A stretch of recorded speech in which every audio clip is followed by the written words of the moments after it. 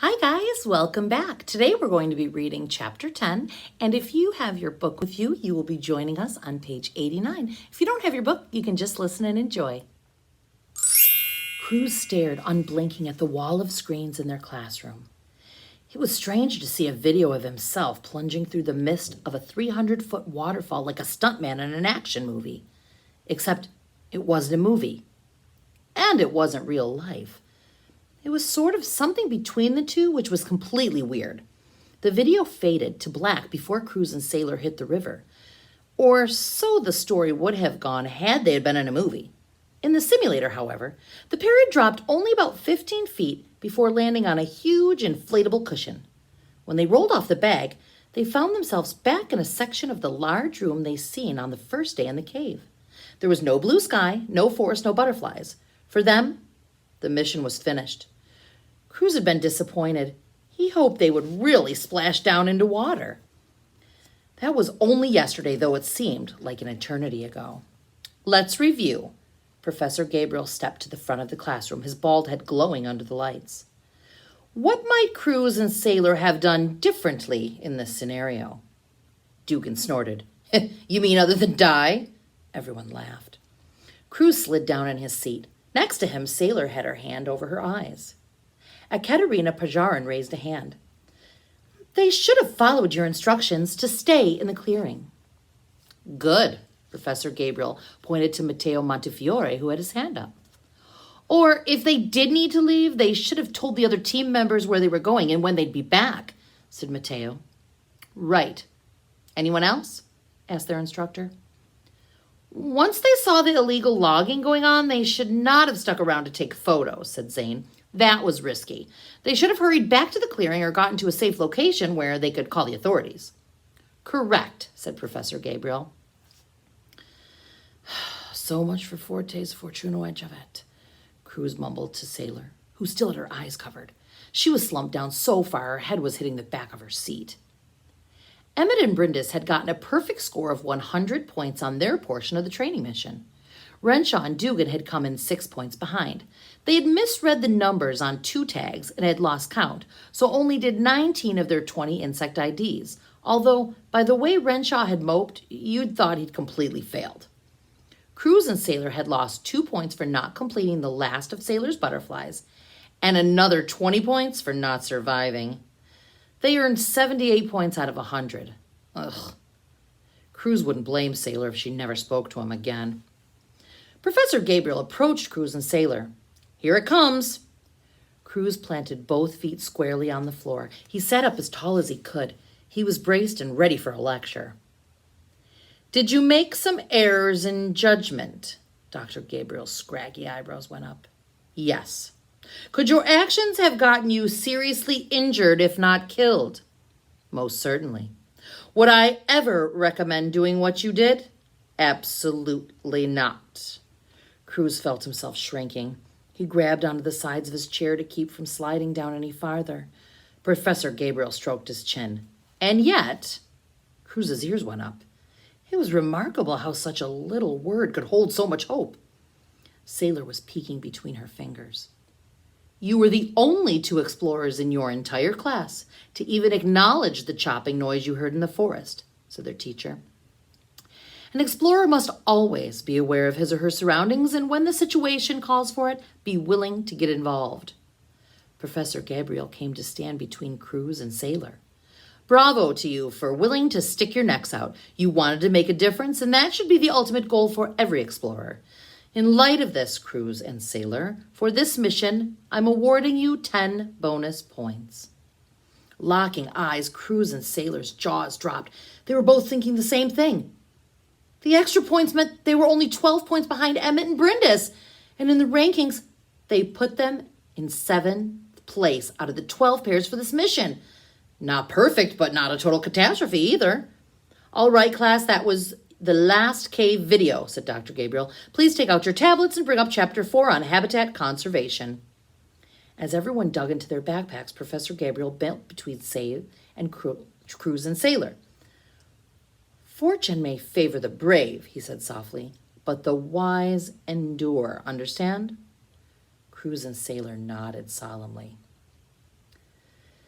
Thought I'd seen it all in 23 years of teaching, Professor Gabriel chuckled. No one ever jumped into the falls before. Finally, said Lonnie over the buzz of her school cafeteria. It was lunchtime back home. I've been trying to reach you forever. We would have been here sooner, but the bottomless pit had thirds for dinner, said Cruz, scooting back on his bed. Thirds? He ate an entire whale. Salmon, said Emmett. He was firing up his computers. It was salmon. We could use some salmon here, said Lonnie, waving around a limp leaf of lettuce on her fork. She stuck her face close to the camera. Lunch is almost over, so I better tell you what I found out. Cruz felt the hair on the back of his neck stand up. Hold on. She dug her notebook out of her backpack. Okay, there are fewer than 100 people in the U.S. with the last name Nebula. As far as I could find, none are in the Washington, D.C. area. Unfortunately, Nebula is a popular name among countries and companies. I got a list of about 25 businesses and organizations with the name in their titles. Everything from a book publisher to a cat shelter to a company that makes cold and flu medicines. Oh, yeah, said Emmett. I've taken Nebula cough syrup before. I'll send you the full list, said Lonnie. Do you want me to keep searching? No, said Cruz. It sounds like I'll need to narrow things down from my end. I've been a little busy. That's right. How did your training mission go? Cruz tried to keep his face expressionless. It went great. It's great. What happened? How did she do that? We sort of died. What? Sailor and I jumped off a cliff. I repeat, you what? It's a long story, Cruz replied sheepishly. Theoretically, it is possible you could have survived the fall since you landed in water, said Emmett. Thank you, said Cruz. I would have said that to Professor Gabriel, but I was afraid he would take away our 10 bonus points for spotting the illegal loggers. Are you guys going to fill me in here? Demanded Lonnie. I'm talking to you so clearly you're not dead, but you jumped off a cliff? Cruz was ready to move on to a new topic, but Emmett chimed in again. He had no choice. He was being shot at. What? What kind of school is this? Lonnie screeched. It was just a training mission, simulation thing, Cruz explained, giving as little detail as possible. He'd made a vow to Dr. Hightower not to reveal the technology behind how the cave worked, and he didn't want to slip up. He would give Lonnie the full story later, but slowly and carefully and without revealing any vital cave secrets. Fine, Mr. Mysterious, be that way. Lonnie's fake pout turned to a smile. So, boss, what's my next assignment? Cruz noticed the mailbox icon on the top of his tablet was blinking. It was a message from Aunt Marisol. Need to see you. Come by my office tonight. I'll be here until 9. No doubt she heard about his tragic end in the cave and had plenty to say on the subject. Cruz, Lonnie was waiting. Nothing for now. Thanks for your help. What are you going to... The lunch bell interrupted her. Lonnie tossed her napkin on her tray. Do me a favor. Take Mel with you wherever you go from now on. Lonnie, do I have to get on a plane and come all the way to Washington, D.C.? Fine. I'll take Mel. Turn your tablet toward Emmett. When Cruz did, Lonnie said, Emmett, please watch out for Cruz. I know him. He's going to be some kind of hero and end up getting hurt, or worse. Don't worry, Lonnie, I'm on it, said Emmett, without turning around. He was studying blueprints laid out on all 3 of his computer screens. What is that? Laney mouthed to Cruz. He lifted his shoulder. He'll tell me when he's ready. With a wave to his best friend, Cruz logged off. He reached for Mel and dropped the drone into the pocket of his coat. Be back in an hour or so, he said, slipping his arms into the sleeves.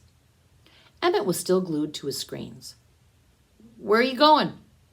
Cruz didn't want to tell his roommate he was going to get in trouble with his aunt. To, the library. Wearing your coat? Yeah, it's cold in there, he winced. It wasn't even a good lie. True, said his roommate to his surprise. The ideal temperature at which books should be stored is between 60 and 64 degrees Fahrenheit, with an approximate relative humidity of 50%. I suspect Mr. Rook keeps the temperature around 66 degrees, which is acceptable for humans, but still chilly, especially for those from a tropical climate, like Hawaii. Before you come back, will you do me a favor and ask Mr. Rook exactly what temperature he keeps the library? Uh-huh. Ask him if the ideal climate in the special collections room is different than the main library. Yeah, sure. And if it is different, what's the... Okay. Cruz threw up his hand. I'm not going to the library. The truth is, Aunt Marisol asked to see me. She's probably going to ream me out about our cave disaster yesterday. Satisfied? Emmett bit his lip. Sorry. Cruz, Renshaw popped his head into their room. Can I borrow your biology notes from today? I think I missed something on analyzing biomes. Dr. Ishikawa always talks too fast. Sure, I'll email them to you. Thanks. That's the third time this week Renshaw has asked for your notes, hissed Emmett once Renshaw had left. I don't mind, Cruz shrugged. He's just a perfectionist. You say that like it's a good thing? Isn't it? Hardly. Nothing's ever good enough for a perfectionist. If they get an A, they're unhappy. They want to know why they didn't get an A+. What if they get an A+? They want an A++. And if they get an A++, they'll squeeze out every last extra credit point they possibly can. Trust me, I used to be one of them. Cruz looked at Emmett's rows of computers. You're not anymore? Nope. Now I'm a semi-perfectionist, which is much better. Only half of me strives for perfection. The other half just wants to sleep late. Cruz laughed. I gotta go. See you later. Don't work too hard. As he crossed the courtyard between the academy and the administration building, Cruz paused to watch the last remnants of the sun fade behind the trees. The sky was turning a deep violet. A quick check of his tablet showed he had a message. It was from Renshaw.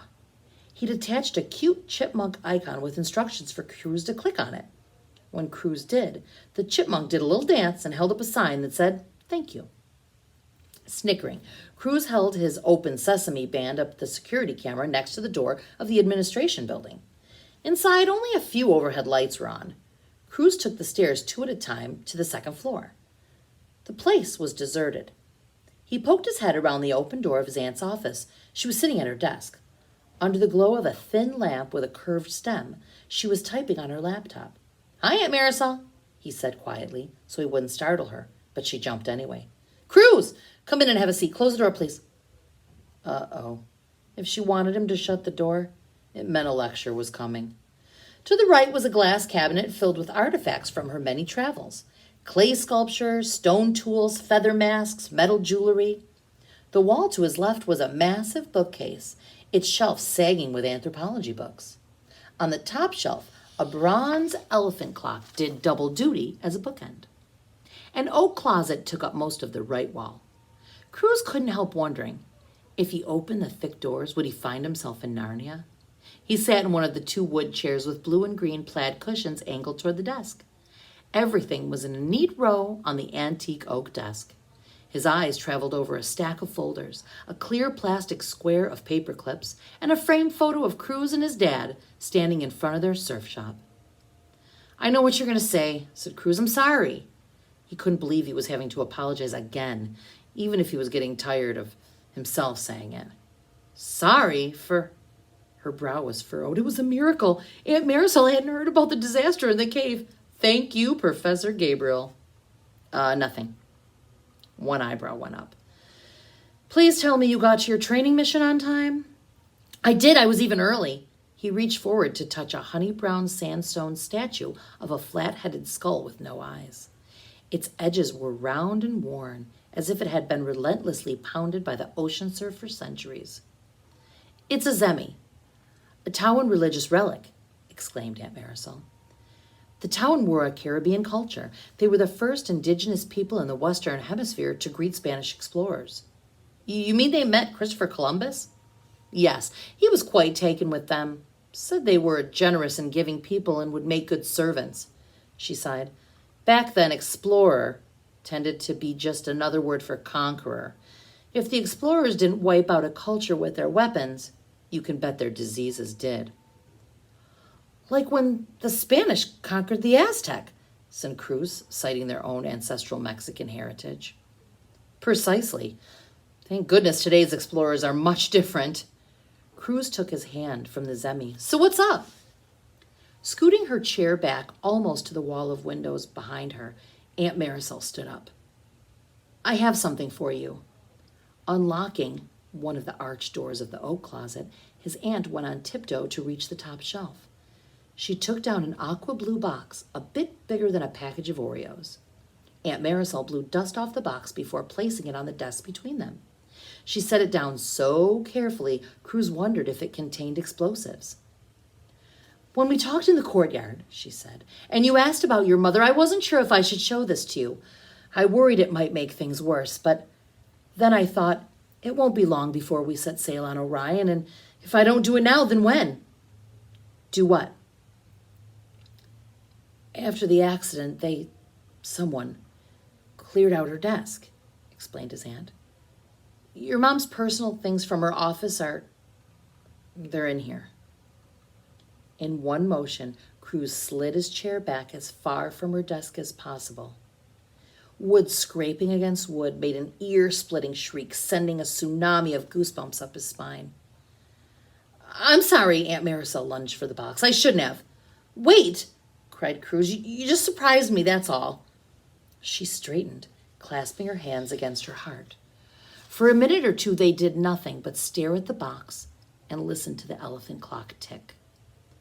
So what's in it? Cruz's voice was barely above a whisper. I don't know. I never opened it. Never? I almost did once, but no. Cruz stood up. He moved toward her desk. He felt like a feather in the wind, light, breathless, and adrift, in control of nothing, trying to keep his hand steady. Cruz lifted the lid. His heart skipped a beat.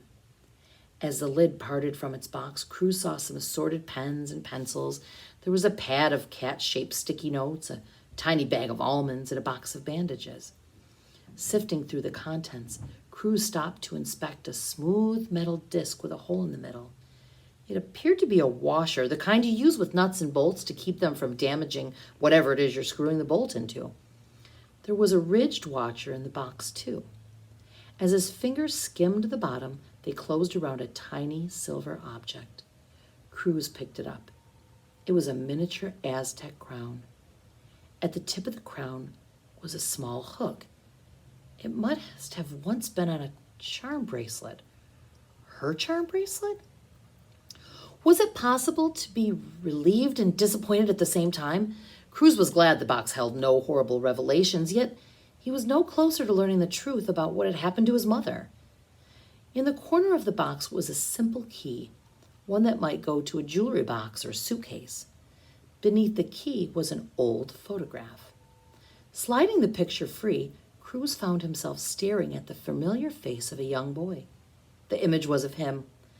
It was summer, and he was on a kiddie ride at the amusement park, strapped inside one of the colorful fish cars that went up and down and around in a circle. He was laughing as he passed the camera. Cruz couldn't remember ever being on such a ride. That was the worst part. The few memories he had of his mother were bits and pieces, swinging at the playground, riding in the car, skipping down a trail, snippets here and there, but nothing complete, nothing whole. If not for the Beach Hollow video, Cruz wouldn't have ever been able to recall the sound of her voice.